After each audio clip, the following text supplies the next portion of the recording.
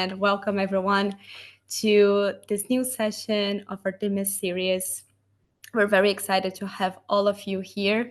My name is Giovanna Fleck. I'm the Policy Advisor for Media and Human Rights at RNW Media, and I'm going to be your moderator. That means a couple of things for the session. First of all, it means that I'm going to keeping an eye on your questions for Q&A at the end of the session. I need to let you know that the Q&A will be very short because, as you can see, we have a lot of different speakers and perspectives here. And I'll also be the timekeeper for the session. So for all of our speakers, if you see me coming into your sessions at any point, that means that your time is up. That being said, I'm really, really glad to welcome you all here to discuss this very, very timely issue in regards to media viability. I think around the entire world, media plays not only a vital role in shaping informed societies, but it also provides citizens with the knowledge to make decisions, give communities a voice, and hold power into accountable. But none of this is possible if media cannot survive and thrive. Media viability then is not just a technical issue, it's a cornerstone of democracy, civic participation, and human rights. On this note, I'm going to pass the word to our CEO at RNW Media, Walter van Tongeren, I'm so sorry, who is going to set the stage for us and talk a little bit about what RNW Media has been doing in regards to media viability recently. Walter, I'm going to pass it to you. Thank you very much for this opportunity and welcome to all joining us online from different parts of the world. It's a pleasure to welcome you and to set the stage. So today we will be discussing media viability and then specifically zooming in on innovative business model revenue streams for media to simply sustain itself, or as Giovanna just said, to thrive. What we will be listening to today is that basically there's no one single solution. There's a lot of things that need to happen at the same time. It's stepping into the creativity of digital media outlets and media outlets across the globe that find new revenue streams, build trust for their audiences, experiment with subscription models, audience donations, and other means of income. At the same time, we need to address the support for public interest media on a more systematic level. That's also what we will hear from our colleagues presenting the Media Viability Manifesto. It's a systematic change that is needed because, as we said before, media and the free flow of information, it's not a luxury. It's a very fundamental element of human rights. It's a fundamental element of open societies and therefore a fundamental pillar under every democracy that's out there. So the focus on finding sustainable business models for media to sustain itself is imminent. We can no longer depend on a fully donor-driven or subsidy-driven media sector. We need to find ingenious ways to sustain ourselves, because we see that with shrinking budget cuts, with different priorities at government level, that media is one of the first that is taking a hit. Therefore, I will not preach the solutions, but I will listen today to all and that we can learn from our partners on the panel, that we can learn from the research that we've done together with University of Utrecht, so that many media outlets to learn from them. And today we can learn from each other and see if we can inspire each other to come up with new solutions to take us forward on this path towards media viability. I thank you all, and I'm very eager to listen to all the participants in the panel today. Thank you very much. Thank you, Walter. And on that note as well, I would like to give a big thank you to our co-organizers and partners who are here making this event possible, especially the Internet Governance Forum, Dynamic Coalition for Journalism, and the Global Forum for Media Development. On that note, I'm going to pass the mic to my colleagues on the IGF DC Journalism Coalition, who will talk a little bit more about the overarching focus in discussing media viability inside of the session and also beyond. So I'm going to pass the mic to my colleagues, Leima, the coordinator of IGF DC Journalism, and Nompilo Simanje, also coordinator of IGF DC Journalism. Lei and Nompilo, the floor is yours. Thank you very much, Giovanna. And thank you to all the colleagues that are joining us this afternoon for this critical conversation. So as Giovanna rightly mentioned, I'm Nompilo Simanje, one of the co-coordinators of the DC Journalism and also the Africa Advocacy and Engagement Lead at the International Press Institute. And my task this afternoon is very simple. I'll just introduce the Dynamic Coalition on the Sustainability of Journalism and News Media. Then I'll hand it over to my co-coordinator, Leima, to discuss that further. But just to highlight that this coalition was established under the Internet Governance Forum as a multi-stakeholder platform that was meant, to advance global dialogue, especially on issues relating to long-term sustainability of independent journalism. And the coalition brings together a diverse community of media actors, researchers, policymakers, funders, and civil society groups to identify structural challenges, exchange best practices, and advocate for systematic solutions that strengthen media viability worldwide. This conversation on funding challenges and the necessary solutions and support needed to safeguard media viability is therefore directly relevant to the coalition's objective, and we commend RNW Media for taking the lead in convening this discussion.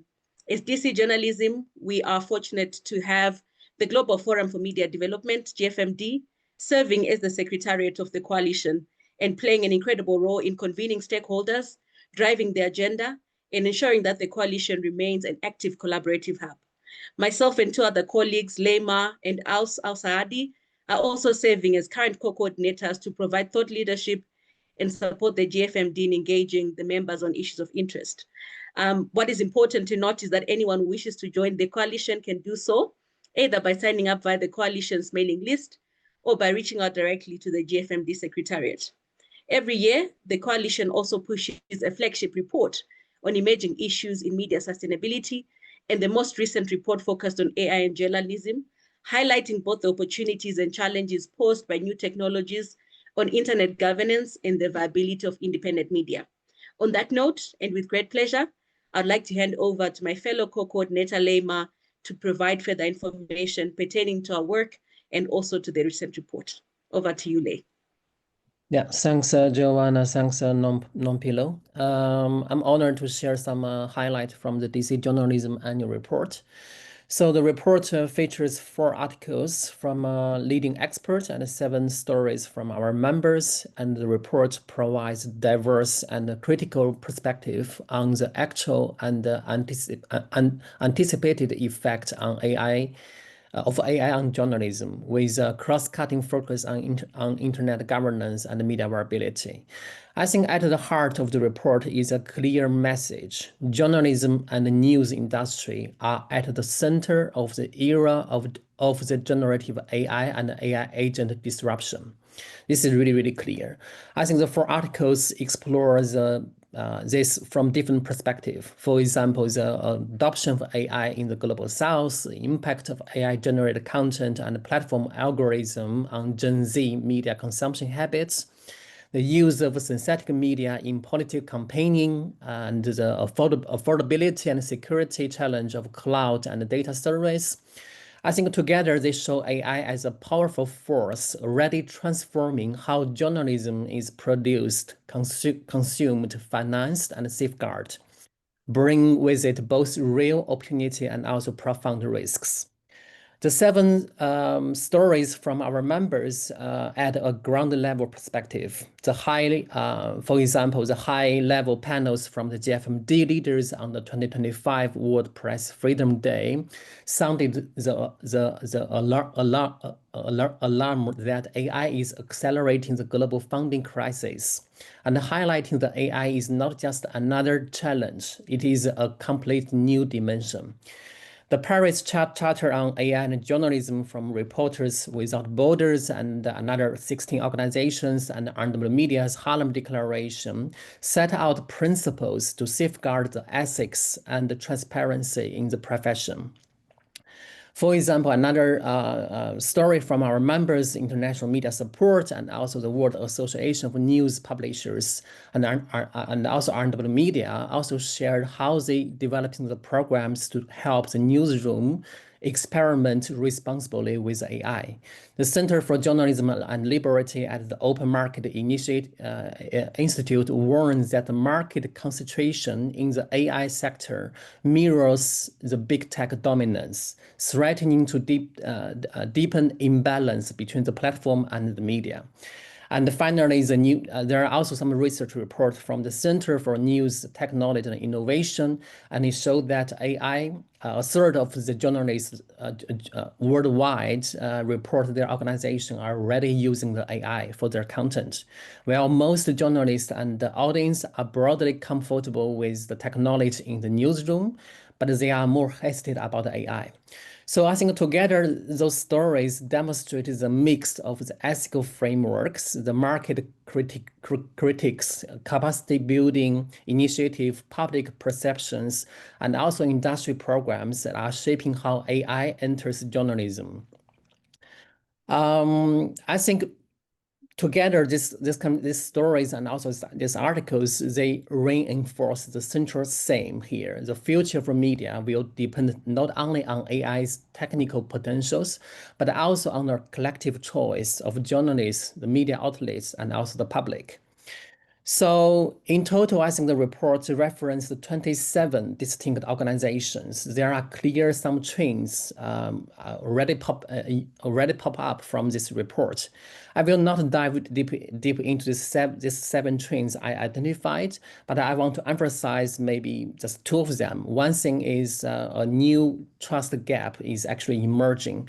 I think the audience and many journalists support AI for technical tasks, but remain really concerned about the use in editorial decision making.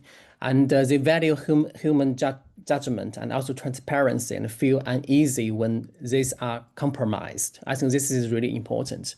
I think another thing I want to highlight here is really about inequality and also the power imbalance are growing. The media outlet have the uneven abilities to adopt AI tools. Larger media outlets in global north can afford to integrate AI, while smaller outlets from the global south, for example, often depend on the free and limited tools. And also, I want to highlight the disparity is also the power balance between the platform and also the news media.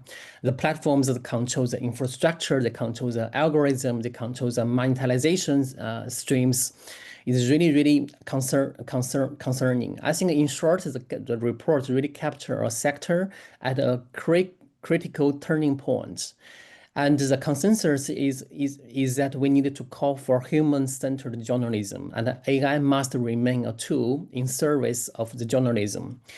And the last, I would like to place this discussion in wider spirit of the Internet Governance Forum. And the 2025, the theme of the IGF is building digital governance together. I think this spirit is already at risk due to the repeat AI advancements, the corporate concentration, for example. But this report actually gives us a lot of hope because it provides the concrete solutions and recommendations for collaborative and also multi-sector efforts to leverage AI for both media viability and also the public good. I encourage everybody to read the full report and also follow the DC journalism for continued updates. I would like to thank you to the GFMDs for supporting the webinar and also express my gratitude to our co-organizer, RNW Media, for making this webinar possible. In the end, I would like to quote one sentence I really like from the report. Is from Mira Milosevic, the director from GFMD, remind us in the report. And she said, as journalism continues to evolve in response to this challenge, it is crucial that the organizations remain committed to their mission of holding those in power accountable and also providing the public with accurate and timely information. The future of public interest journalism will depend on the ability of the organizations to adapt to changing landscape and also while maintaining the integrity and independence that are hallmarks of the profession. I wish the webinar every success and enjoy, and thank you. Thank you very much, Leigh and Nompilo, for those fantastic ideas that you shared, and especially for kicking off this meeting and the next follow-up discussions through this hopeful wish of collaboration, and especially between different stakeholders. I think inside of our sector is so common that we work in silos, and we often work individually as well. More than ever, it's important that we radically collaborate with each other. Two quick notes, because I think you guys have seen a couple of back and forths with the Q&A. It should be, the chat should be open now for all of your questions and also for your introductions. We're extremely pleased to have an audience from all over the world, and we definitely want to give you guys space to connect with each other as well as much as possible. So feel free to share a short introduction about yourselves on the chat. And we're also going to keep an eye on the Q&A for the up and coming questions. Please keep them coming. On that note, and especially considering cross-cultural global collaborations, I would like to move on and introduce the next two panelists that are going to take the floor. These next two speakers will be reflecting on the Media Viability Manifesto. So for that, I would like to welcome Ines Drefs, Senior Consultant at Deutsche Welle Academy, and my colleague Boris van Vestering, the Media Innovation Lead at RNW Media. Ines and Boris, the floor is yours. Yeah, wonderful. Thank you, Giovanna, and thank you also for the previous speakers. And I think it's great to discuss also how collaboration can really grow and foster. And therefore, Ines, we know each other already from some time ago through the Media Viability Manifesto, and you're a coordinator of the Media Viability Manifesto. You have multiple hats, so I'm very glad that you are here with us. But can you tell me a little bit more about the Media Viability Manifestos? Why did we start? Yes, thank you very much, Boris, and thanks for having me here. Why did we start? So actually the situation that motivated the group to initiate the Media Viability Manifesto is that media around the world are fighting for survival. Global advertising revenue for newspapers, for example, dropped by 2/3 in the last decade. Digital advertising revenues are primarily going to big tech platforms, and public funding cuts such as the US funding freeze are heavily intensifying this financial journalism crisis. So the lack of money is not a problem of individual media houses anymore. It's a systemic crisis, as Wouter has already mentioned, and that requires a collective response. And this is actually where the manifesto comes in. So the manifesto is a result, the Media Viability Manifesto is a result of a close collaboration of 13 media development organizations, as well as global consultations with inputs from more than 150 people from 55 countries. Meanwhile, the initiative consists of 22 international media development organizations. And we are actually all united by one shared conviction, which is that policymakers will not hear us if we speak in fragments, and they will not act unless we clearly define the political priorities needed to keep public interest media alive. So the initiative came up with a manifesto that is the first ever common framework for joint action in the field of media viability. And it lays out 4 terrains of work around which collaboration can be clustered and coordinated. This is business and technical support, coalitions and partnerships, evidence-based advocacy, and research and insights. That's what it's all about. Okay, and it's really great to see that this initiative is taking off. But who can actually benefit from this Media Viability Manifesto as a framework? Well, actually, everyone who is looking for conceptual clarity when it comes to media viability, some call it sustainability, everyone who's looking for a strategic roadmap for media viability, and everyone who's looking for tools and approaches to align with other media viability advocates. because those are the challenges it is actually addressing. And Bruce's and Sana's study on media viability challenges in Africa, which we will be hearing about later, builds, for example, on the manifesto terminologies. So the manifesto is to be understood as a collaborative starting point for constructive discussions and an overarching framework that serves as a common basis, but that can be adapted to the context and which can be tailored to specific contextual specificities. Yeah, wonderful. Hey, and what can we expect in the future? And maybe we have also here a global community in this room at the moment. Are they able to benefit as well? Can you say a little bit on what's next? Yes, of course. So what is next? The last time we actually met in person as an initiative was in March 2025 in London. And there we took the next step. So we agreed on stronger coordination. And this coordination now happens in 3 critical areas where task forces formed. It is building a shared evidence and research base, advocating for journalism and media development as funding priorities, and mobilizing resources across public and private sectors. So these task forces will have just kicked off, and they will be active and produce mappings, they produce policy briefs, and we will reach out via various fora, for example, GFMD, to get everybody's feedback and input on these working documents.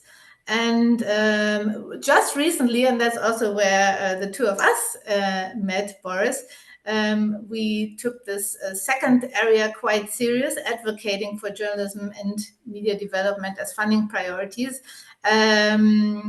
That happened beginning of this month in Johannesburg, where the M20 summit took place.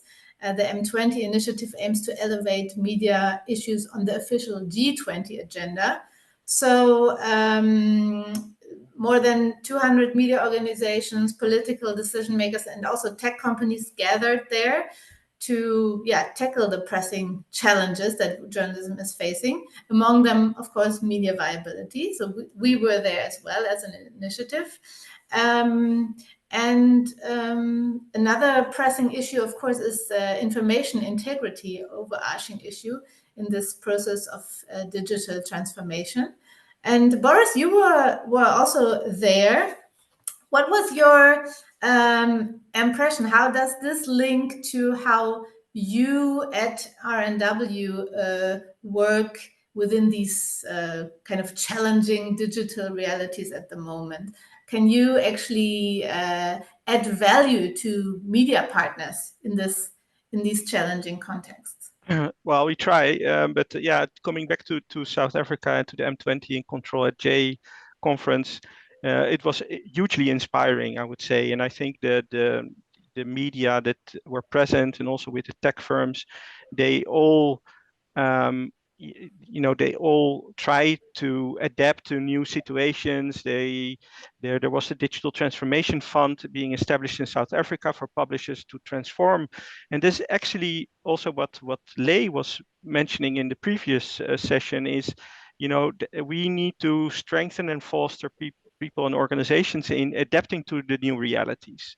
And this is actually what we as RNW try to do together also with our partners, is to go into a journey where we say we need to innovate, we need to adapt, and we need to see how this adaptation to these new realities can be fostered so that you can actually survive in this new current context. And for that reason, we have just recently launched a digital transformation assessment tool, which is a freely available tool that can be used by anyone and by media organizations to really look at where am I standing in digital transformation, how is our organization's capacity to adapt to these new realities. And gives data insights on how to deal with this situation. Okay, but would you then say that digital transformation is the only way for media to survive? Well, I know the relationship between digital transformation and media viability is still unclear. To what extent it is really is it just one add-on, or is it really transformative? And yes, we should adapt to the new AI reality. So it is about finding a balance between what technology is all about and how to integrate it in your strategy. It is finding a balance, and in the end, stay loyal to your own identity. And I really picked up also in South Africa is for example, the Continent, which is a media outlet that was really there to say, like, we know that the world is transforming, but we stay very loyal to our own identity, to our own philosophy of distribution. So that's the balance that we need to strike. And so yeah, I hope that with data, knowledge, insight, knowledge is power. Of the data is knowledge, and knowledge is power. And I hope that through this assessment, through data insights, people can come to better balance between there's in their strategy formulation on how to adapt to this new reality. And I am understanding that we need to run a bit quick for the new for our colleagues to enter. So maybe just to sum up a little bit what is coming up from our end. We are trying to be there with our partners in creating this network, which is the Vine network, that we try to, exchange information on what is to be done next, what works, what doesn't work, and on top of that, we try to develop master classes and training programs, such as the like a masterclass in budgeting in certain times, or about media viability. And mostly, and I think that's very exciting, is the launch of the new digital media leadership training course, which will be launched in Kenya, Nairobi, very soon. So I think that all sums it up a little bit. And Ines, I hope that we can collaborate within this context a bit more. And maybe you have a final thought? I'm sure we will, and I'm already really excited about the digital transformation tool, and also people in the chat are. So yeah, but we want to move on. So back to Giovanna, I'd say. Thank you guys so much. For the speakers, I will have to come in and stop you a little bit, just so we are not over time and we can respect also the time of the other speakers. But what you shared, Bodis and Inez, is extremely important. What you shared as well in terms of the impacts of the manifesto and the path forward, I think it's something for all of us to use as a reference. Oftentimes, us as a community, we strive to not replicate each other's work, but build on top of this work. I think that's exactly what we're trying to do here in terms of references. And what you said, Inez, in terms of a starting point for collaboration as well. On that note, this is a great segue for our next section. I would like to welcome here my colleague Sana and Professor Bruce Mutsvairo, Chair of Media Politics and the Global South at Utrecht University, who share with us a little bit about the findings of their research on media viability. Bruce and Sana, the floor is yours. Great, thank you so much. I'm just going to wait for the slides also to be projected, but I think this is great that we jump into the next section, which is on our media viability research. So it looks at media viability in an era of repression and resistance, and it's really like this builds on already on concepts that have already been discussed in the last section, and we wanted to really focus a lot on our more global South perspective, because we feel that existing scholarship remains in the more practical sense concentrated in the global North context, and we wanted to see how actors in the global South are localizing strategies of resilience. Could we go to the next slide? So of course, media viability has many definitions, but the one that we at RNW Media use is media viability is the ability of public interest and independent media to sustainably operate in a way that ensures financial health, editorial independence, and the capacity to facilitate mutually beneficial partnerships and movements that eventually serve pluralistic and diverse media, which promotes democracy in fragile and under-resourced contexts. The focus of this research builds on the Media Viability Manifesto definition of the financial aspect, and to see about how there's an intersection between financial models, editorial integrity, structural barriers, and technological innovation, and how they intersect in a combined bid to sustain independent journalism. Next slide. Our research question was very broad because we wanted to ensure that we had a lot of inputs from our partners in the WINE and our global network. So our research question focused on how can independent and public interest media in fragile and repressive contexts achieve long-term viability while maintaining editorial independence, trust, and innovation.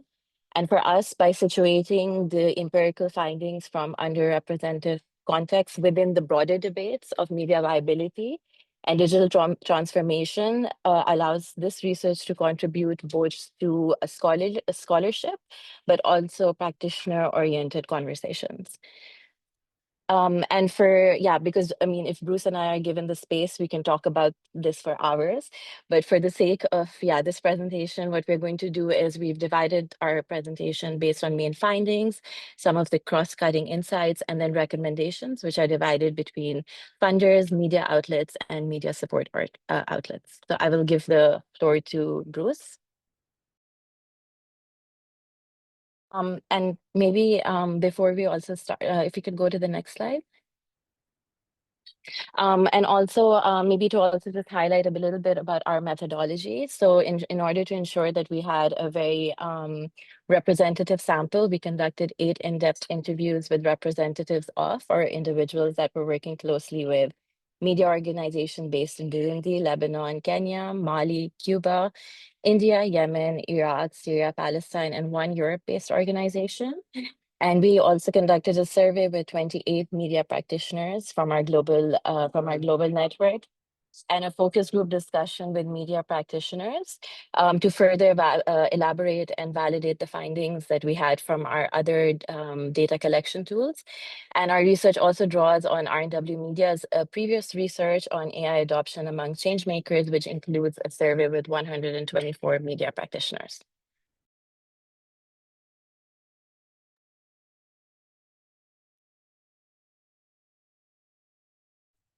Right.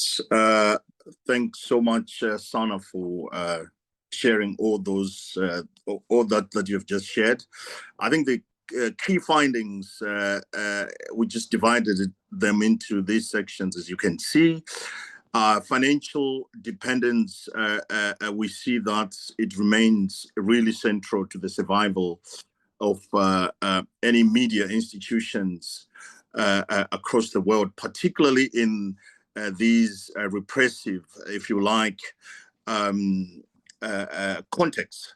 81% of the respondents rely on short-term project-based donor grants. So if you think about, or if we look at what is happening currently in the markets, it is still quite a substantial amount or percentage to actually rely on donor grants, even though, of course, it's quite encouraging to also see that there are other funding options that are emerging, including loans and also long-term investments. But we also really see that the financial precarity leads to editorial compromises and may actually affect the independence of media or journalism, particularly in those countries where repressive or repression remains the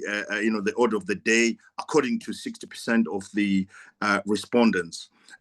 And we also see that audience-based revenue is starting to grow. It's starting to to take central stage, but it remains very low, as you can see on the slide, just under 10%. And that's there's potential there, but in these contexts, more still needs to be done. And of course, service diversification, such as training, consultancy, content production. We see that there's an opportunity there. Media support organizations should try, we argue, based on those interviews, to facilitate local media actors in actually ground or in shaping their own journey. Next slide, please. And then we see that trust was very dominant, particularly in the findings from the interviews. Trust, language is a very big issue. The credibility seems to come particularly from those who are not just dependent on Western or Western-based languages. So the ability to be able to produce media using local languages is a or it seems to be something that the people we spoke to said, was very critical as far as the future of the media, or as far as media viability is concerned in those markets. And of course, we still have also structural and legal barriers, bureaucratic issues, and not to forget, the current environment, and particularly in those environments where authoritarianism still, authoritarianism is still quite dominant. Next slide, please.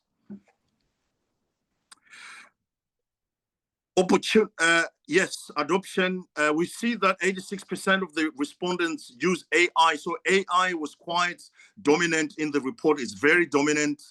We gave it a considerable amount of space. And of course, it should not surprise anybody. 86% of the respondents, they are using AI. But of course, they also point to the benefits, such as the rich contextualization, contextualization rather of content and youth engagement. But of course, there are constraints, copyrights, ethical issues, as you can imagine, or as has always been the issue with technology, broadly speaking. And of course, there's an issue of lack of digital literacy and ethical frameworks, which are rather hampering effective and responsible use of AI. I mean, this is something that we are all dealing with. And I think there's need to facilitate discussion about that. What's the way forward? What's the future? How should the future look forward as far as this adoption of AI and the ubiquity of these technologies is concerned? Next slide, please. And Bruce, if I may just ask, I think this will have to be your last couple of slides, so we can move on with time. Yeah. Thank you. I was done. Yeah, yeah. I think we will then skip some of the slides, but I think just to sum up some of the insights that we've collected. Essentially, what we've come to the conclusion is media viability cannot be reduced to one single dimension, but it is an interaction of multiple factors. And the four that we see that came out of this research was, the first one was language as power. So publishing in local languages strengthens trust and cultural relevance. So bilingual and multilingual strategies expand reach. They make the audiences more likely to engage and financially support outlets, such as through donations, through subscriptions, and then, of course, this is intrinsically linked with also credibility. In terms of organizational capacity and leadership, across the board, everyone did highlight that having a business development role within the organization is vital for media viability, as well as inclusive leadership, which includes gender and youth diversity. So which correlates highly with higher resilience, funder confidence, and the ability to adapt to change. Next slide. Giovanna promised this is going to be the last one. I think we will have to skip the recommendations part. And financial and editorial independence without diversified incomes, the outlets do risk political capture and self-censorship, which also came out in mostly all of the people that we spoke to. And this essentially then leads to the weakening of editorial integrity. It erodes audience trust and undermines potential for subscriptions, donations, and other revenue streams. And then, of course, restrictive laws, and that is really the localization part of our research, was to see about how these laws and how the lack of certain policies lead to media viability being under attack. We did have a few slides for the recommendations, but I think, yeah, just in the interest of time, we can share this presentation.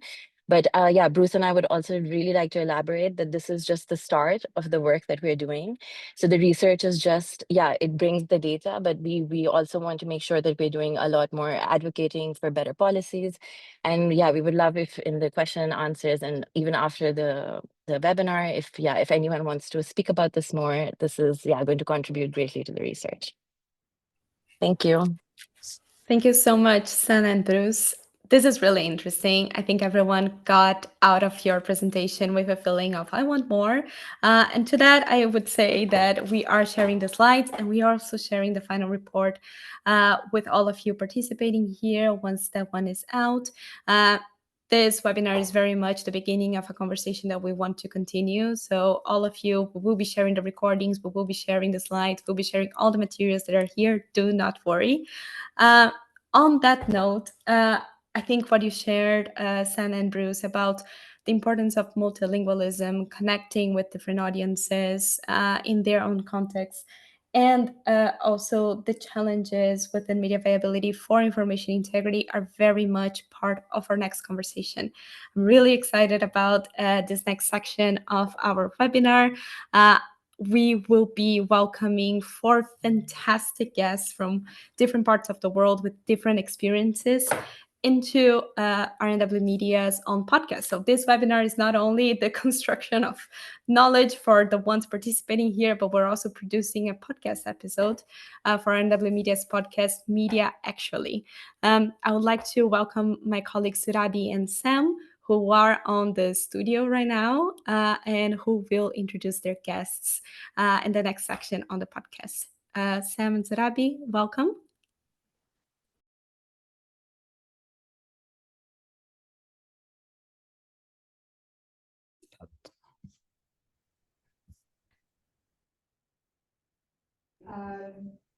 I think the music is not playing, but that was meant to be the transition into the podcast, but thanks nonetheless, Giovanna. I'm Surabi. And I am Mosati. We are the hosts of Media Actually, a podcast by RNW Media, where we make sense of media from the ground up. Welcome to the podcast. And in our first podcast episode, which actually just released earlier this week on Monday, we put a link in the chat. We introduced the idea and the relevance of public interest journalism. We talked about media viability to limit. Sorry, we don't hear the mic of Surabi. Yeah, apologies, Surabi. I think there might be a technical issue with your mic. Sam, would you like to take over the introduction while we sort out Surabi's microphone? No, absolutely. Yeah, so as Surabi was saying, in our first episode that dropped on Monday, 15th of September, just 2 days ago, we spoke to award-winning journalist Ashu John to respond to whether public interest media is still relevant. And today we're using DMIS as an opportunity to actually undertake a live recording of episode 2, where we're dealing with the media viability side of things amid a very fast-changing landscape. As Giovanna mentioned, we are joined by 4 very spectacular guests from across the globe who run media outlets, and we're going to explore the innovative models and the experiments that they're running to ensure their viability. So welcome very much to you, Diana, David, Roxana, and Sarah. I don't know, Surabi, if you can hear us now. Are you able to hear me now? Not yet, but we can go ahead as we wait for Surabi. Let me start with you, Diana, from Rasif. Diana, you operate in one of the very toughest environments that there can be for independent journalism. What are some of the funding modalities or strategies that you have been using to sustain the work that you do? First of all, I'm grateful to be here. I'm gonna be quick because I guess we're tight on time. So like traditionally, we've relied heavily on European funds that focus on marginalized communities and human rights issues. These funds gave us the crucial space to operate in a challenging environment, but it was predominantly project-based, and it left us with like very little stable core funding to sustain our operations long term. That's why we've recently pivoted towards diversifying our revenue around the content and expertise we've developed. That entails launching training programs for a network of journalists, developing AI innovations, and continuing to develop Nasrasif, which is our subscription-based community platform. Thank you so much, Diana, for that very quick introduction. David, I want to come to you. It's so exciting to be with you here after we met in March at Africa Media Festival. Could you just tell the people on the call here today about Communique and what you're doing there? Okay, good afternoon, everyone. My name is David. I run a company called Communique out of Lagos, Nigeria. And Communique is a media and intelligence firm focused on the media ecosystem and the creative economy across Africa. I'm very interested in building sustainable media ecosystems. So we think actively about things like media monetization within different ecosystems. Usually when people talk about the media within Africa, for instance, there is often this homogeneous approach to the conversation, but from our understanding and from what the reality tells us, there are different markets within different countries within the continent. So our job as an organization is to look at all those different markets and how everything plays out within the grand scheme of things. I'm looking forward to this conversation.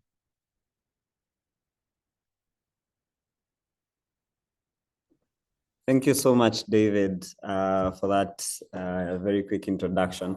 And I think I want to stick with you, David, just for a moment to talk a little bit more about your viability model, because I think you have been having a very interesting viability model over the time, and it has kept evolving. So, and that is really what we are here to talk about. So could you just tell us a little bit more about how you're keeping afloat? So I think for me, the first thing is I'm not dogmatic about media monetization. I'm not the type of person to say subscriptions are the answers or advertising is the answer. I'm not dogmatic about this. I'm a trained journalist, but I'm also a business person. And I know that we cannot have a viable media ecosystem if we don't have business people who respect the art and the science of journalism. Usually what we have is people who do not give a hoot about the journalism coming into the industry and then trying to impose their ideologies, or we have journalists who don't really care about the business and the sustainability of the craft, running their companies or their projects as if there is unlimited funding somewhere. I like to think I'm in the middle. I'm a middleman, so to speak, of this type of entity. So in terms of the media viability, we've experimented with a lot of things. We've experimented with subscriptions. So we were running subscriptions up until this month. We took down the paywall. Now we are running a membership model. And what we've seen is, because of the nature of the media that we produce, it's more community driven and very communal in spirit. So we've seen that more people are willing to donate now versus when we had a paywall up. So again, for us, it's what is our audience telling us? And that's the biggest part of everything that we do. What is the audience saying? How do people want to consume content? Initially, we were doing one newsletter a week. We reached out to people and we said, how can we provide more value to you? And we found people telling us, you need to up the frequency of your content. So now we release 3 newsletters every week, and we'll very likely add more in the future. So at the foundation, so to summarize everything I'm saying, at the foundation of everything that we are doing is, what does the audience want? But to answer that question, we're not selling out to the needs of the audience. We are listening to what the audience is saying, first of all, and then taking a step back to understand how that impacts our operations, our business strategy as a company, and how we can adapt to the needs of the audience and the changing times without losing our essence. Yeah, thank you so much for that. And we'll, in a moment, we'll talk about audience and what financial viability models does with audiences and trust. And you've already shared some insights, which we find very interesting. So I have Surabi next to me here, and I wanted to ask the next question to Roxana. Okay, yeah, sorry, we had a bit of a glitch, so we are improvising. But Roxana, very nice to have you on the podcast. And I think we would love to know a bit more about also the strategy that Recorder is employing at the moment in terms of sustaining itself. And also, was there a moment that you realized that this was the time to sort of try something new and experiment with the strategy that you're now using to engage with your audiences? Thank you so much for the invitation, first of all, and I'm really pleased to share our story and what are we doing at Recorder. So Recorder is one of the leading investigative media outlets from Romania. It was created in 2017, and right at the beginning, I cannot say that we had a tangible business model or we didn't want to. We didn't have the means to create one at the beginning because it was a kind of risk-it-all situation in which there were no policies, no professional equipment, not enough money. There were our co-founders who were like pulling all of their economies together and staying in an apartment room and working very, very hard to create something. So this is how basically Recorder started. And the thing is that people really enjoyed what we produced back at the moment. And they easily started to donate, to give us money and to encourage us to create more, to produce more journalism. And I think that maybe at the beginning, even if there were not enough things, there were actually more important and more powerful means, and this is the values, because since the beginning, everything started with this idea that we have to be very careful about the public interest things and to have it in our minds all the time. And of course, we had like very strict principles of not, taking money from industries such as pharma, tobacco, alcohol, gambling. And after the first year of Recorder, things were like 30% of our income came from the audience and 70% came from branded content, which is something very different from what is happening right now when after 8 years of work, 90% of our revenue comes from our audience. And along the time, of course, we have developed a lot of donation channels and platforms responding to the audience needs and to what they were asking us. And but I wouldn't say that there was a specific moment when we said, okay, this is the business model that we want to have, at least in the beginning. This came natural and it was supported by our audience who was willing to give. Thank you. Yeah, thank you. And I think we would love to come back to learn a bit more about the spectacular success of the donation model that you just talked about. And so from Romania, we moved to Colombia. Hi, Sarah, welcome to the podcast. We have a similar question as we're asking the rest of the panelists. Tell us a bit more about the work that you do and what are the modalities that you're using in terms of the sustaining your work. And was there a particular moment when you realized that you needed to experiment or do something differently? Hi, everyone. Nice to meet you. I'm here in Bogota, Colombia, so it's good morning to everyone.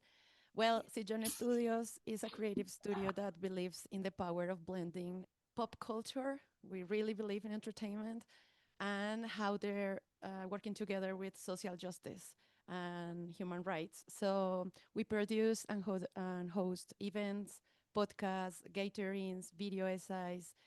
We try to create a space where ideas and stories connect with different kind of audience. And I think the part that we are very different to another media outlets is we don't just focus on what people want to see or hear.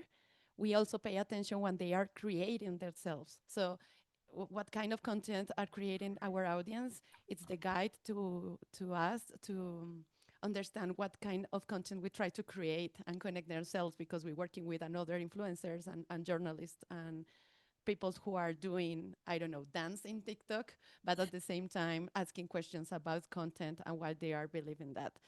Um, our business models is super diverse. We really believe that diversification is the only way to understand independence. So we try grants, public funds, of course, but also we have like vibrant ideas, what kind of strategies we can do with marketing and digital marketing, with ads, publicity, create content for thirds, classes, workshops, events, and we try to put together into a different kind of strategy to allow us to innovate well sustaining impactful and engaging projects. For us, it's very important of our community. We work with them, we work with influencers, with comedians, with journalists, and that's why we try to understand the viral way, not just in a bad way, more that understand that way to put pop and also justice in the same conversation, because it's not in a different way. So Simanje Studios is just like a platform, and it's a we can talk later about how we create a theater, for example, a bar, and try to create spaces for our community. So thank you so much for bringing me here.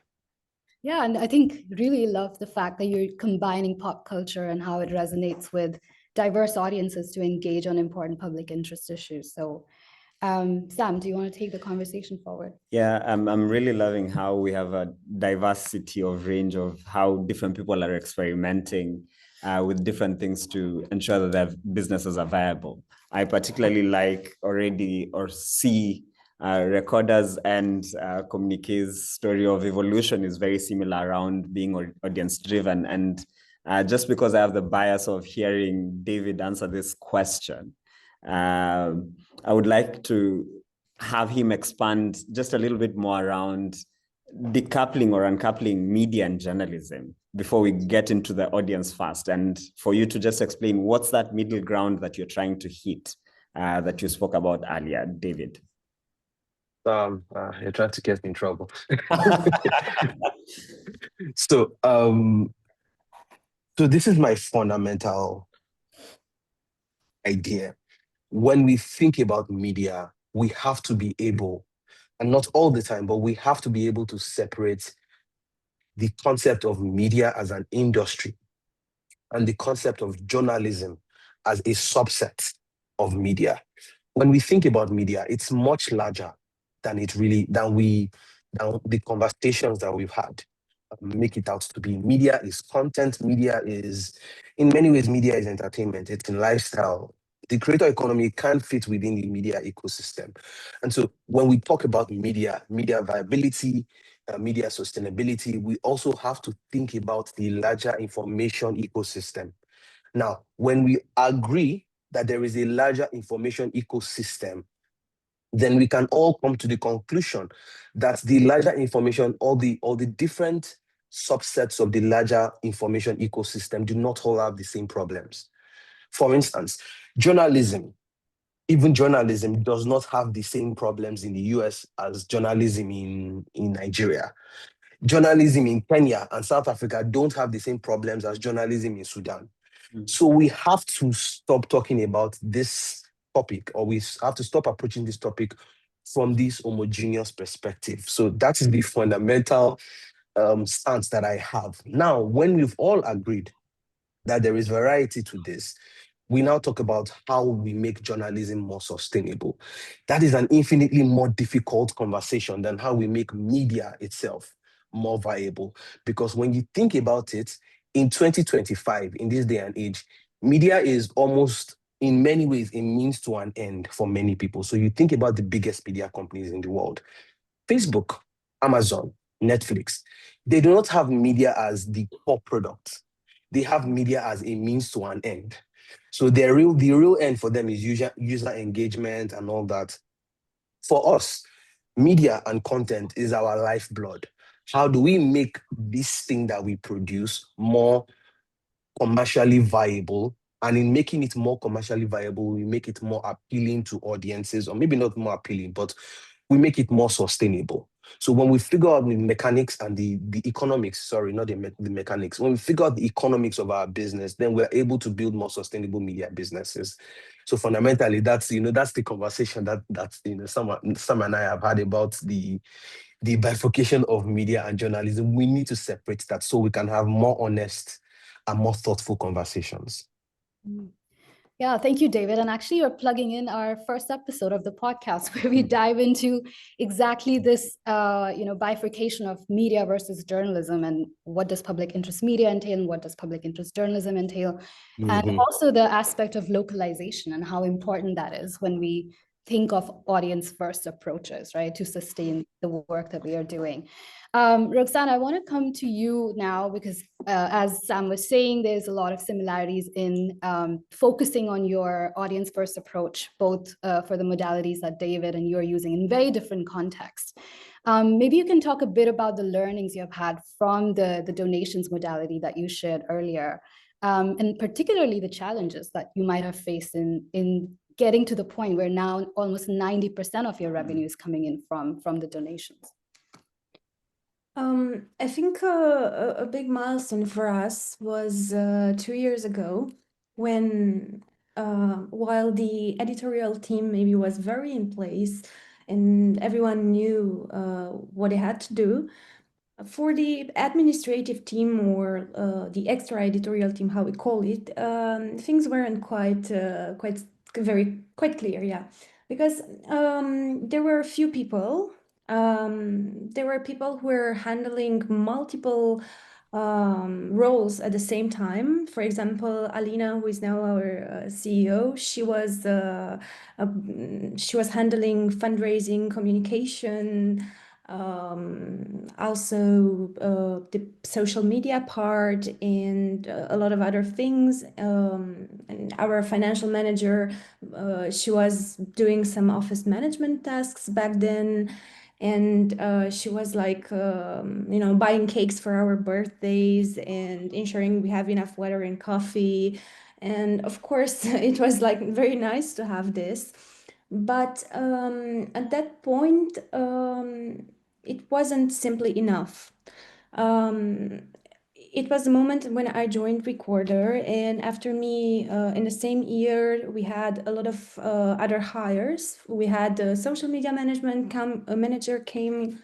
We had a digital manager. We had another colleague who took this office management tasks, and by simply doing that, and clarifying what roles each of us have in the team was very important for us, and it was very important for improving the processes, because somehow, and I don't think this is specific only to Romania, but it may be something specific to other countries as well.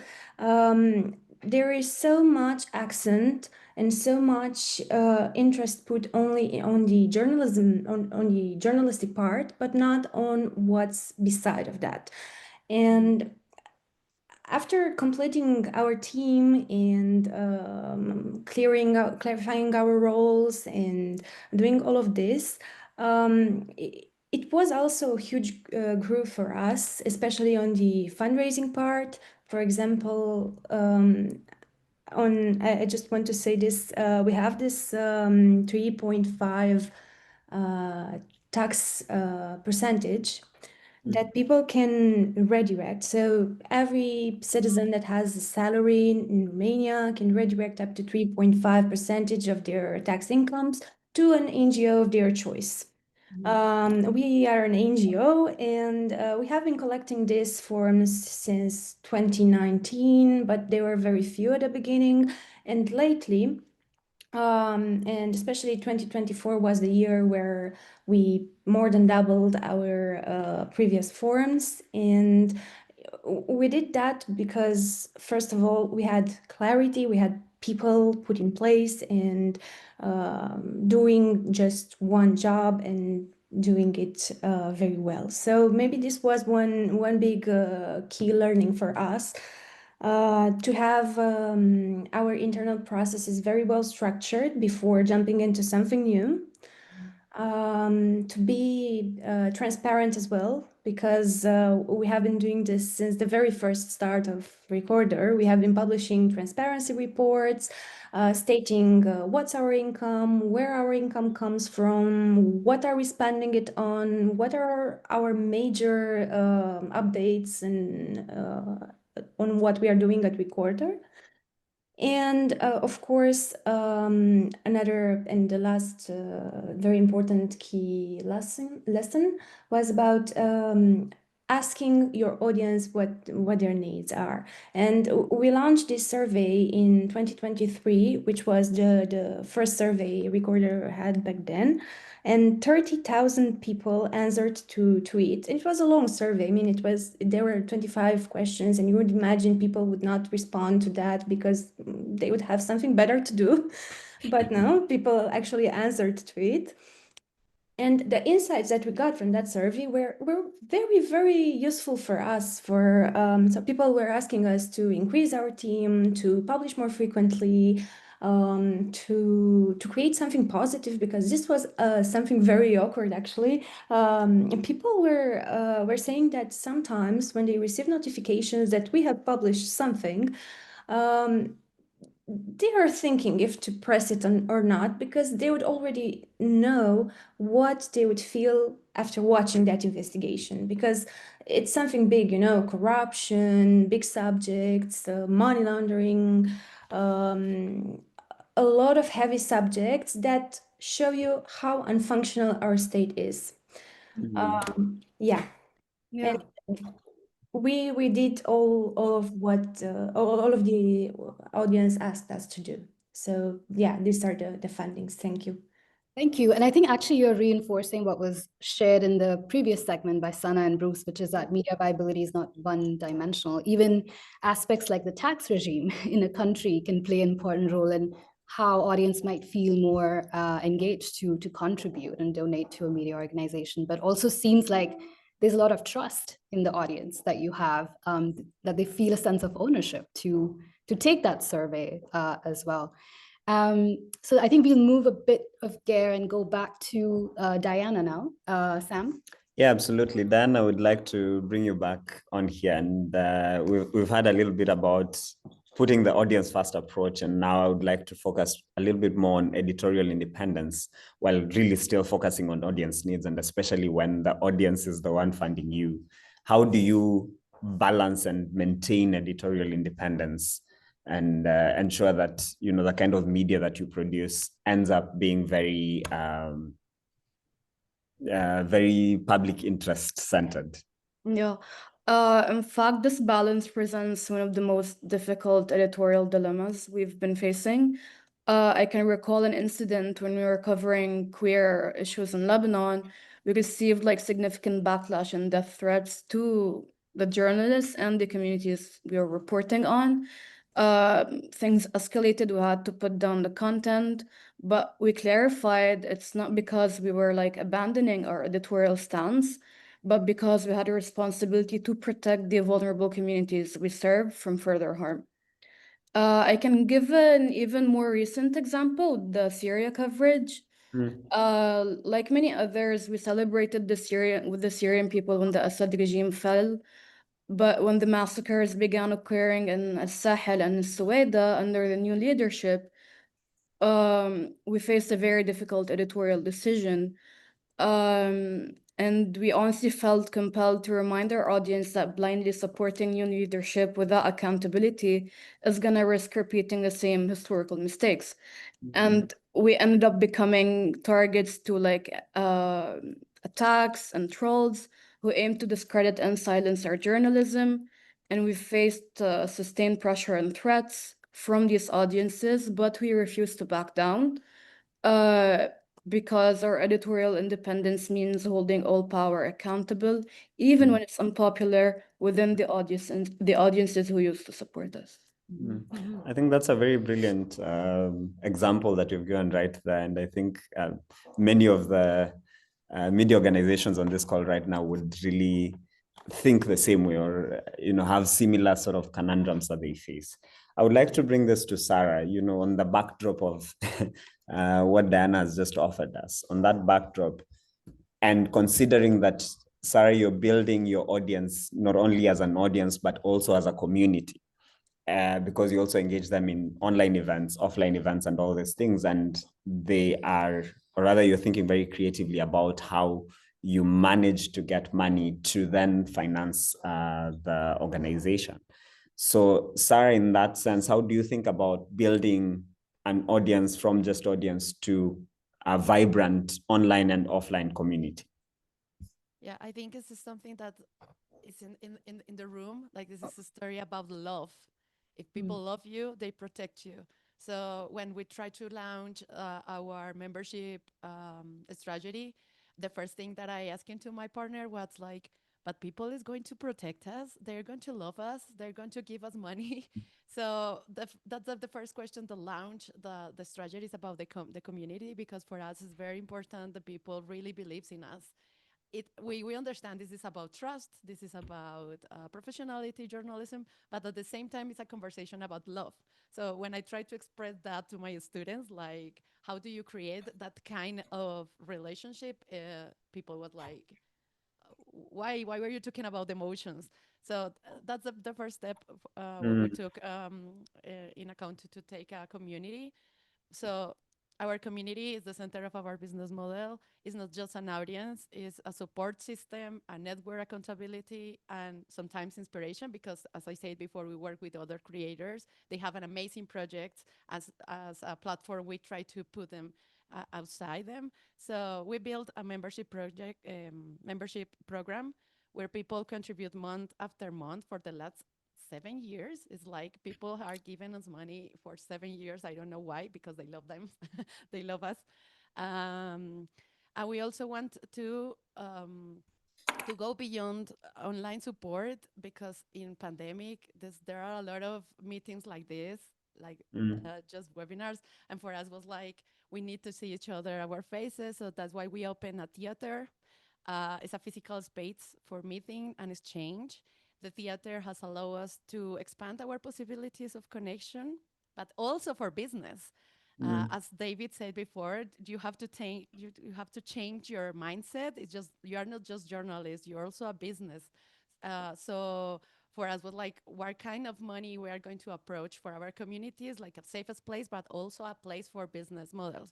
So we sell merch there, but we also get into food business. We create our restaurant inside the bar, and in that place, it's not just producing content and journalism. We create spaces for learning, share, and celebrate together, because parties are also a very good way to fundraising. So our community doesn't only receive stories, they receive workshops, classes, film and movie clubs, reading group clubs. They are very, they're reading together. This is like a safe place. And for our advertisements, for people who are working together, this is super innovative. Like, back to the beginnings, just put together people is innovated now. So for me, it's so cool just to create that kind of spaces for them. And now this community, the membership, because it's a large community, but the people who pay us is at least 3,000 members. Not all of them participate in offline activities, but they give us money from the other side of the world, like because they believe in us. They really believe that we are doing a good job. I don't know, and they are the first to defend us, because in Colombia sometimes it's very difficult to do journalism. We receive a lot of hate. It's, you know how the social media works. It's like a place of dark places. So our community is our defenders. So this is amazing too, because sometimes I just don't have to answer the trolls and hate the speech, because my community protects me. So I love them so much. And you give me like this question about why we do this every day, how not to just give up. It's because they are there waiting for me. So this is an amazing place to just trying to work together. And I think maybe we can do this later, but this is a conversation about transparency.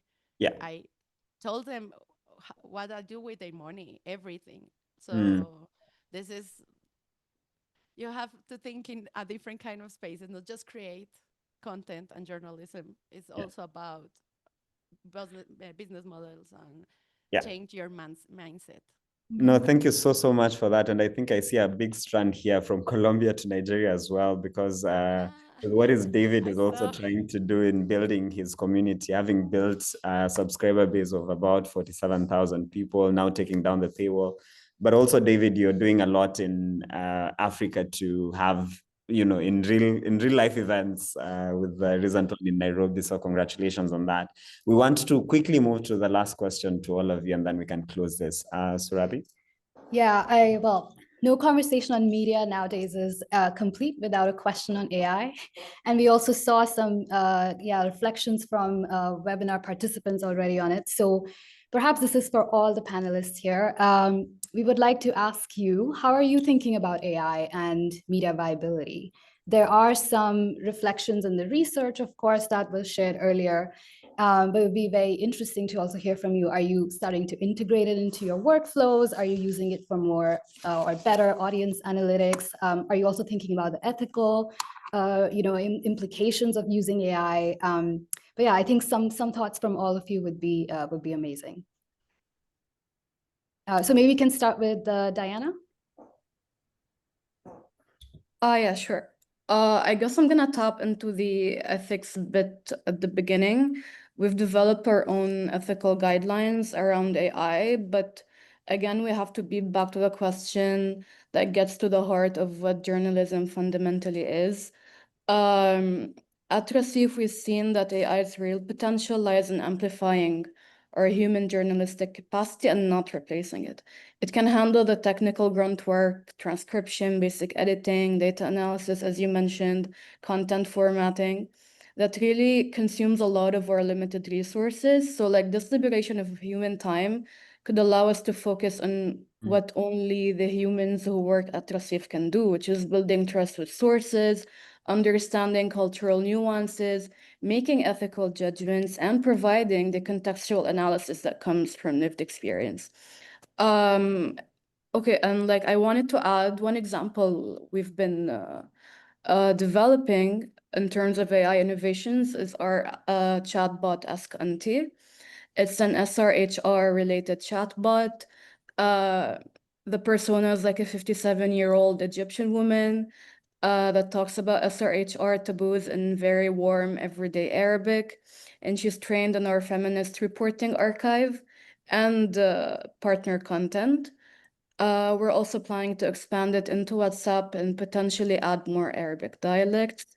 Also in parallel, we've been finalizing our project called All Ears, or Rasif As-Sama in Arabic.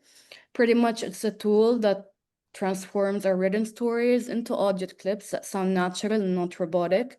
What made it special was getting our community involved, our Nas Rasif subscribers, and our own staff, and even their families. They donated their voices to train the system.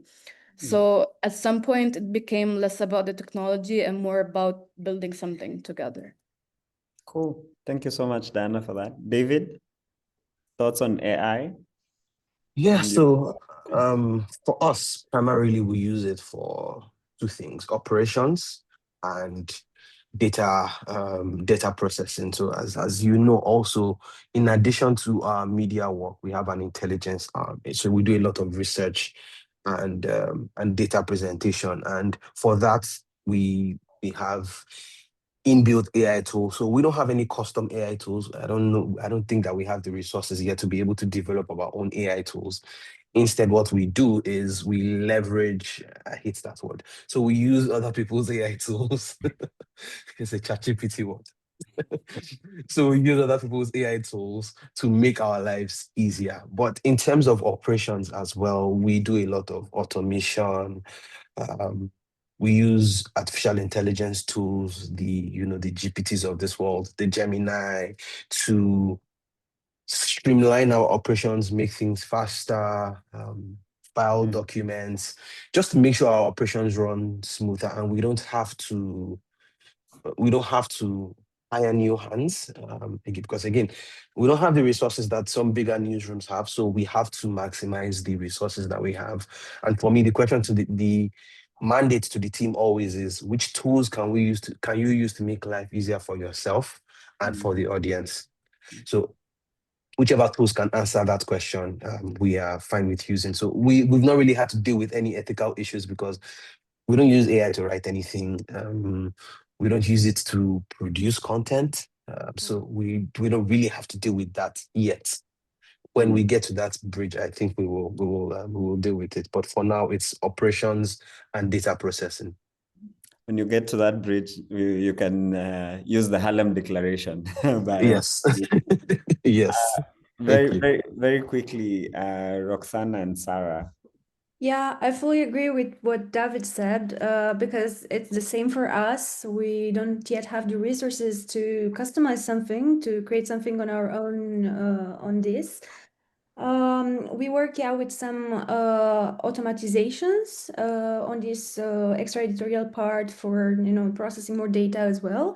And our journalists may use it sometime from public databases to gather data and to maybe spot some trends there. But that's, we don't use it for content creation or everything else. Thanks. Sarah? At Sillon Studios, our perspective of AI, well, sorry, Spanish. We mainly use it in podcasts, for example, for create voices, for fact-checking sometimes, but we are very transparent about the next voice you are going to hear is from a robot, and sometimes we even create voices with a very fun way to just create spaces for creativity and innovation in our audios. But for create content, for wrote our scripts, it's not a tool that we really need. Sometimes I think they give us some operations easier, but our work is always in the value that we bring through the stories, not the storytelling, not to create a lot of or more data or more news, because we create serialized investigations, so we don't need to publish every day for our audience. So for me, it's more like a tool, not the centerpiece, but it depends of your value, depends of what you need. And I think if you need it, you have to create a protocol of ethic use for, I don't know, editorial directions for your audience. Like what happened when you use it. But for me, it's just some funny voices in my podcast sometimes. Thanks, Sarah. Yeah. Thank you. Thanks to all of our guests. And I think the through line again in this episode has been transparency, trust, and whether you use AI or not, regardless of how you engage with your audiences, both of these matter a lot, even in terms of the business models that you're using. That's a wrap on this episode, which will release in October as audio-only podcast. And do subscribe to us on our socials if you want to hear the first episode, which was out earlier this week. And we would like to thank our in-house podcast team and the Writer Right Now 2 program, which made funding possible for this podcast. That's too short. Yeah, thank you very much. And back to you, Giovanna. It is indeed too short, and I'm so sorry, everyone, that we don't have more time with this. Fantastic speakers.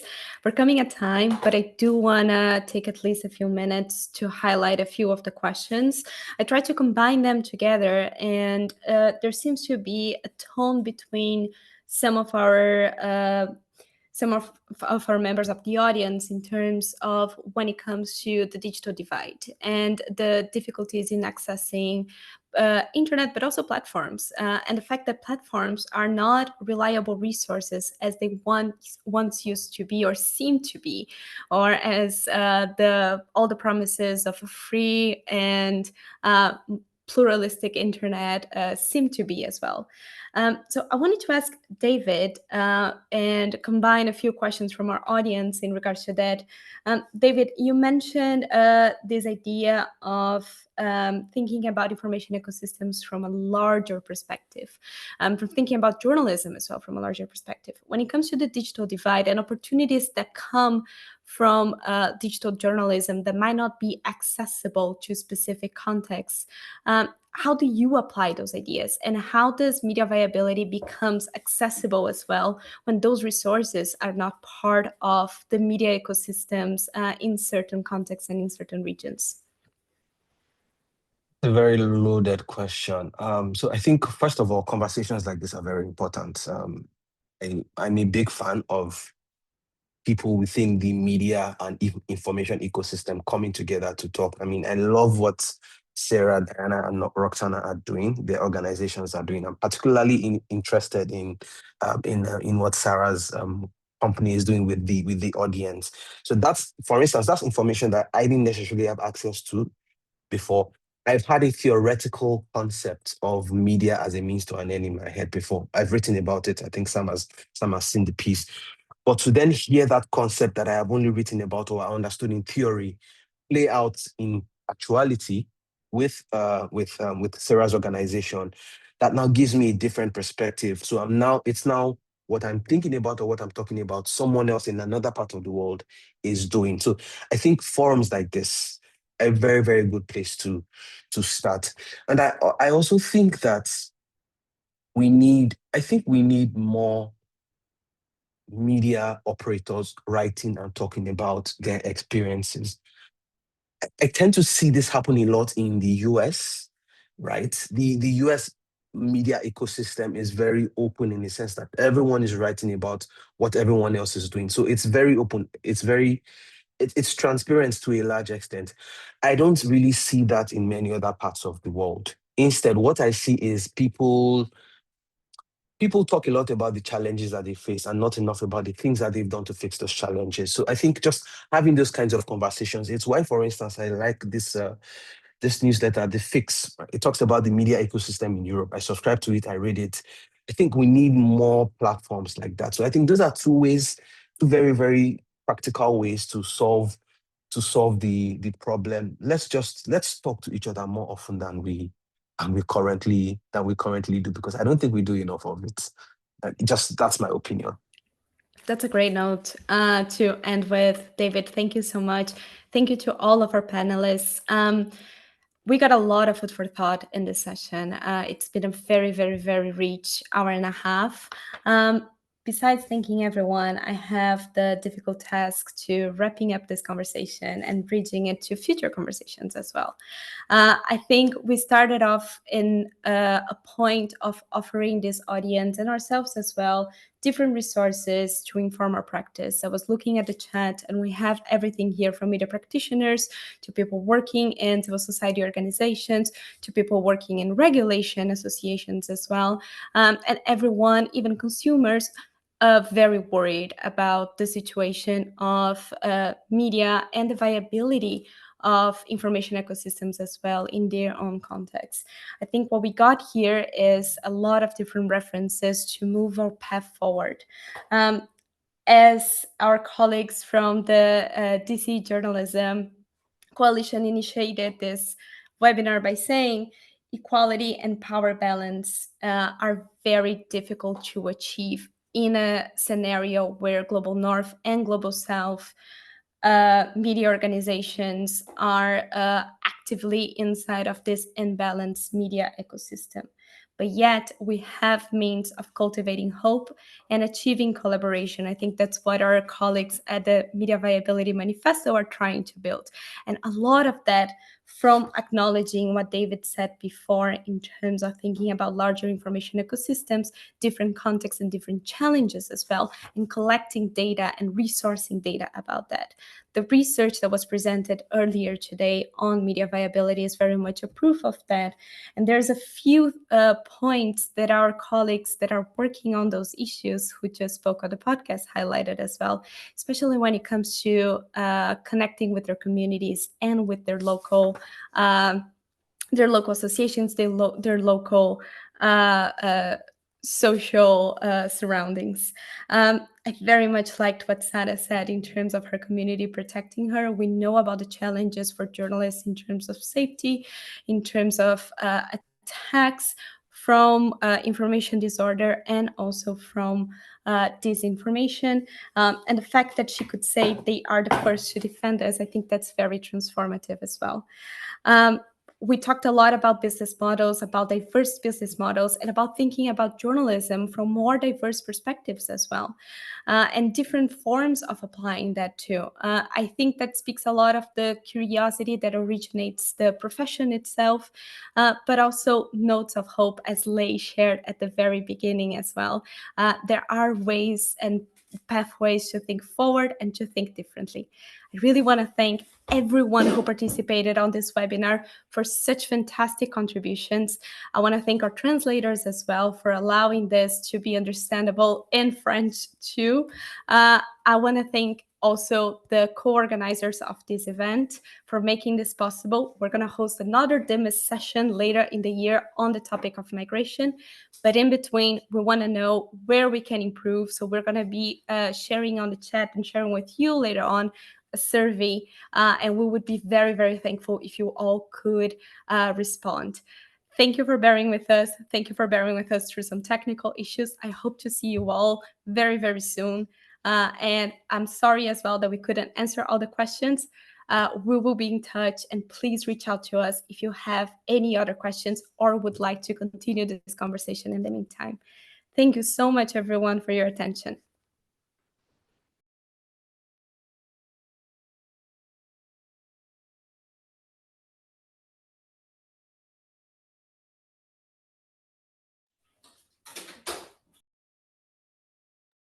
Ciao, ciao. Gracias. Thank you. Thank you. Bye-bye.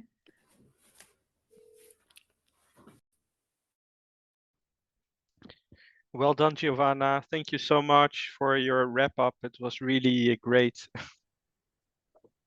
Thanks, everyone. Right on time when there's some background noise on my end. I hope you all had fun. It was really, really good. I learned a lot from all of you.